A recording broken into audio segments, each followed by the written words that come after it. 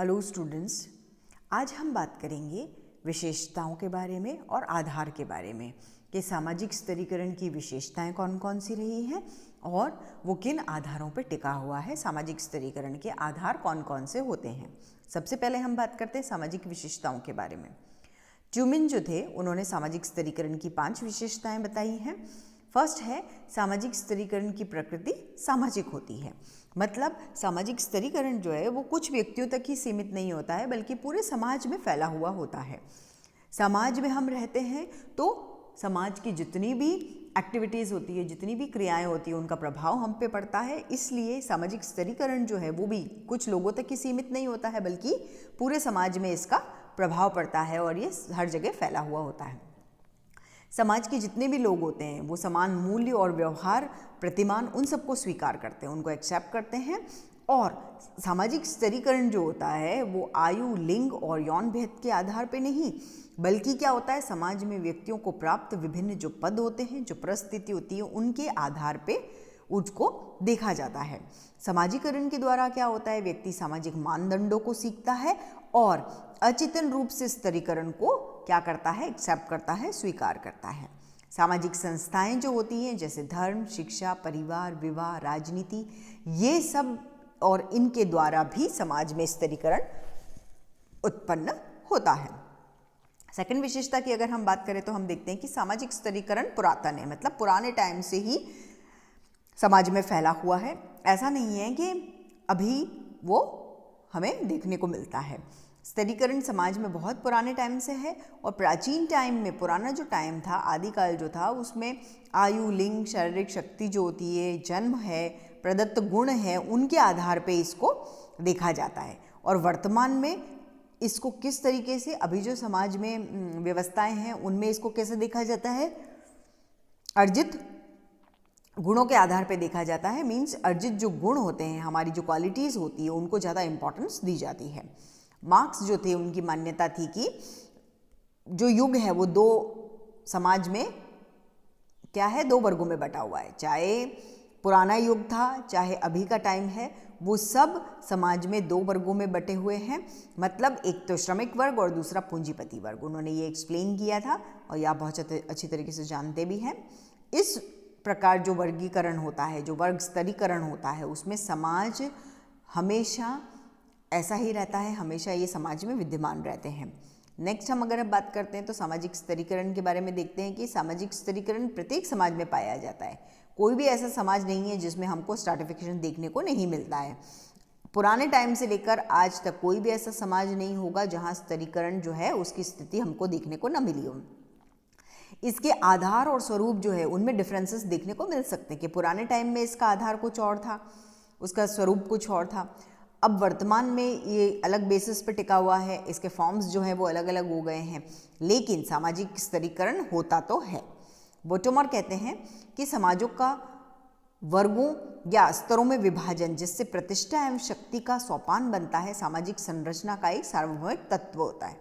क्या है, समाज या वर्ग जो होते हैं या कोई भी स्तर, उनमें जब विभाजन किया जाता है जिससे प्रेस्टीज और पावर जो होते हैं उनकी स्टेप्स बनती है ना, जिससे प्रतिष्ठा और शक्ति जो है उनके सोपानों का निर्माण होता है और सामाजिक संरचना का ये एक सार्वभौमिक तत्व होता है।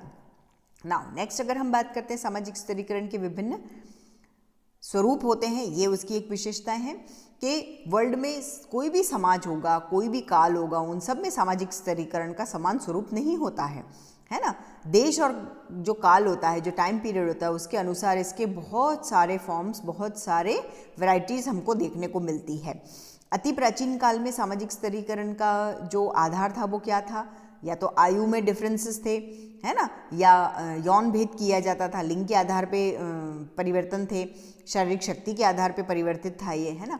अब भारत में क्या है, जाति प्रथा के आधार पे स्तरीकरण पाया जाता है। जैसे अभी हम देखते हैं ना कि जो कम्युनिटीज़ हैं वो कौन सी है, उन आधार पे जाति प्रथा जो है उस आधार पे स्तरीकरण हमारे यहाँ भारत में देखने को मिलता है। यूरोप में जो क्या है, यूरोप में वर्ग व्यवस्था और जो अर्जित गुण थे उनके आधार पे देखने को मिलता है और उन्हें ज़्यादा महत्व दिया जाता था। अब जो मिडवेल था, है ना, मध्ययुगीन जो था, उसमें दास और स्वामी स्तरीकरण के रूप में प्रमुख दो स्वरूप देखे जाते थे, या तो दास प्रथा, तो दास होते थे, या उनके जो लीडर होते थे, स्वामी होते थे, है ना, उनके जो स्तरीकरण उन आधार पे, दास और स्वामी के आधार पे देखा जाता है।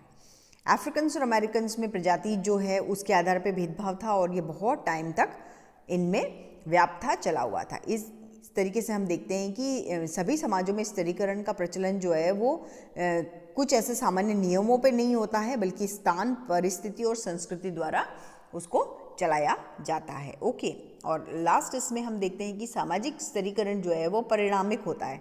ट्यूमिन कहते हैं कि सामाजिक स्तरीकरण परिणामिक है, वह समाज में क्या होता है, असमानता उत्पन्न करता है ना, इनइक्वालिटी लाता है, और इस असमानता को जो देखते हैं या हम उस के आधार पे जीते हैं, तो हमारी जो लाइफस्टाइल होती है उसको हम इस तरीके से देखते हैं और अवसर ढूंढने की कोशिश करते हैं।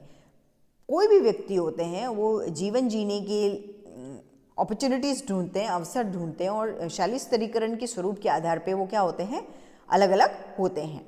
किसी भी व्यक्ति को कितनी भी शक्ति, संपत्ति और मानसिक संतोष तभी मिलेगा जब समाज में उसके आधार निश्चित होंगे। उसका स्तर कैसा है इस पे ये बात डिपेंड करती है। जो विभिन्न स्तरों में मृत्यु दर होती है, लंबी आयु होती है, या शारीरिक और मानसिक रोग होते हैं, संतानों की संख्या कितनी होती है, वैवाहिक संघर्ष किस प्रकार का है, तलाक, पृथकता, है ना, ये सब कुछ जो होते हैं इनकी मात्रा में भी अलग अलग भिन्नताएं जो है वो पाई जाती है।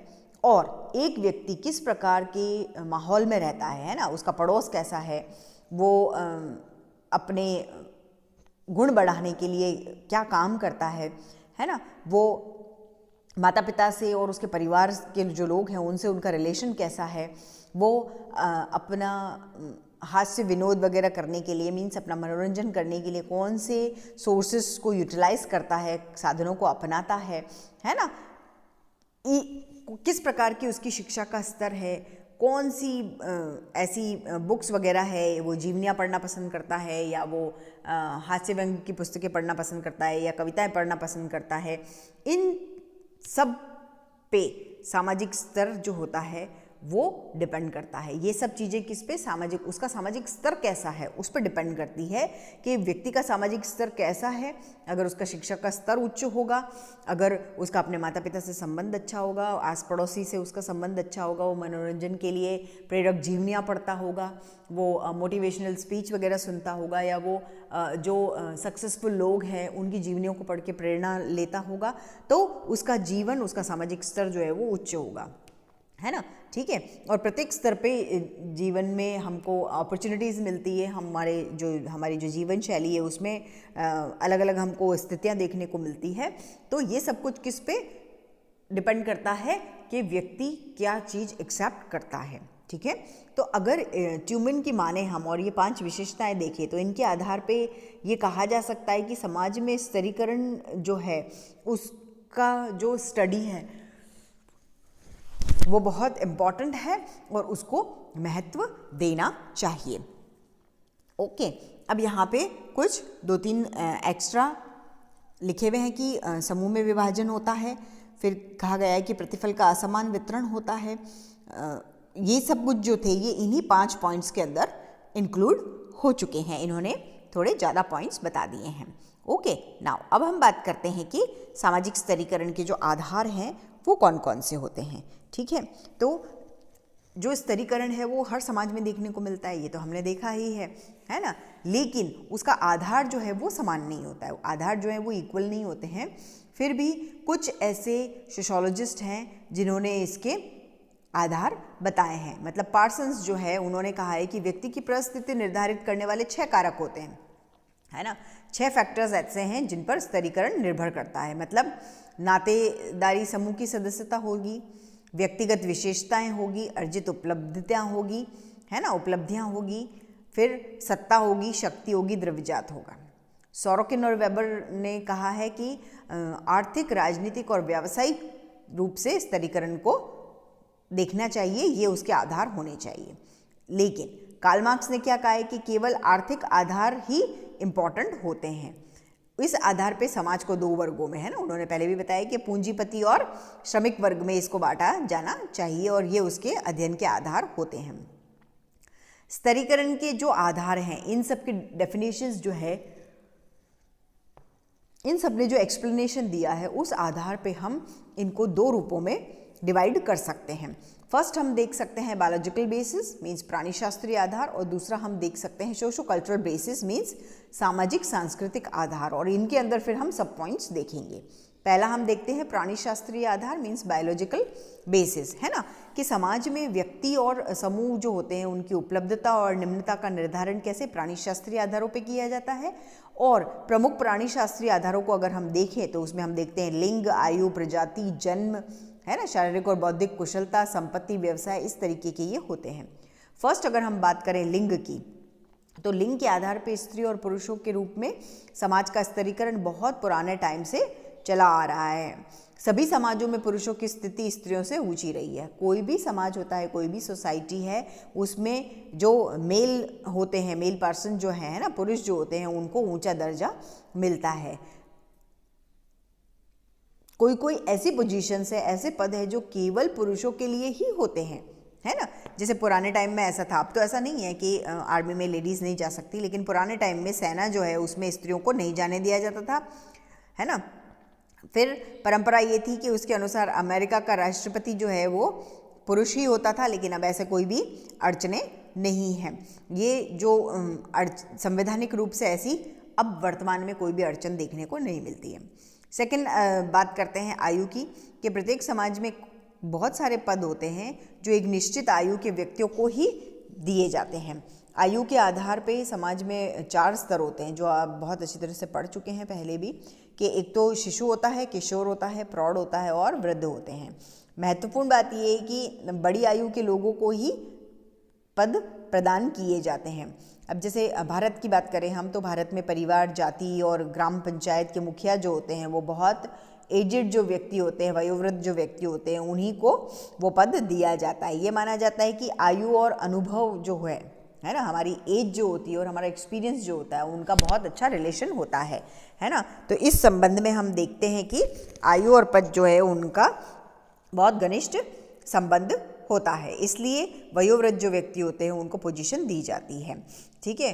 और फिर बात करते हैं हम प्रजाति की, तो प्रजाति के आधार पे हम देखते हैं कि सामाजिक स्तरीकरण कहाँ, जहाँ एकाधिक प्रजातियाँ साथ साथ रहती है, एक से अधिक प्रजातियाँ जहाँ साथ साथ रहती, वहाँ हमें स्तरीकरण देखने को मिलता है। मीन्स जो प्रजाति क्या होगा, जिस प्रजाति के लोग शासन और सत्ता के होंगे, संपन्न होंगे, वो प्रजाति दूसरी प्रजाति को अपने से बेहतर मानेगी, है ना। मीन्स जैसे पहले भी हमने पढ़ा है अमेरिका और अफ्रीका जो है, तो अमेरिका की गोरी प्रजाति के जो लोग हैं वो अफ्रीकन्स जो होते हैं उनको निकृष्ट मानते हैं, उनको डाउन मानते हैं और अपने आप को सुपीरियर मानते हैं, ठीक है।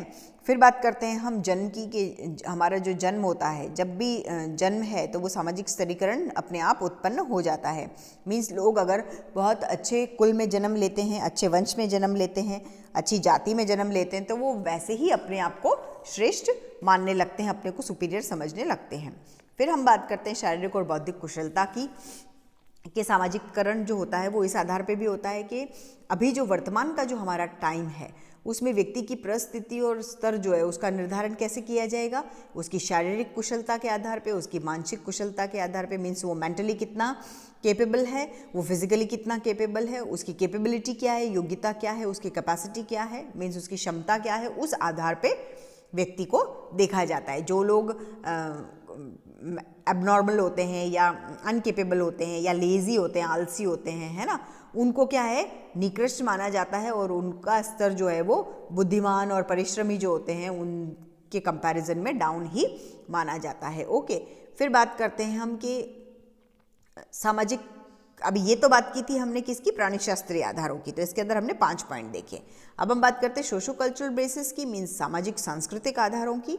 तो उसमें हम देखते हैं कि सामाजिक सांस्कृतिक जो सामाजिक स्तरीकरण जो होता है वो प्राणी शास्त्रीय आधारों पे ही नहीं, ओनली क्या है, बायोलॉजिकल बेसिस पे ही डिपेंड नहीं करता है, बल्कि वो सोशो कल्चरल बेसिस पे भी डिपेंड करता है। मीन्स सामाजिक सांस्कृतिक जो आधार है उस पर भी निर्भर करता है। उसमें हम देखते हैं फर्स्ट आता है संपत्ति, मीन्स हम कितना कमाते हैं, कितनी हमारे पास एस्टेट है, वो सब कुछ, ठीक है, कि संपत्ति के आधार पे समाज में स्तरीकरण किया जाता है। और जो हमारा अभी का समाज है, आधुनिक जो हमारा समाज है, उसमें ही नहीं बल्कि पुराना जो समाज था उसमें भी संपत्ति के आधार पे ऊंच नीच का भेद किया जाता था।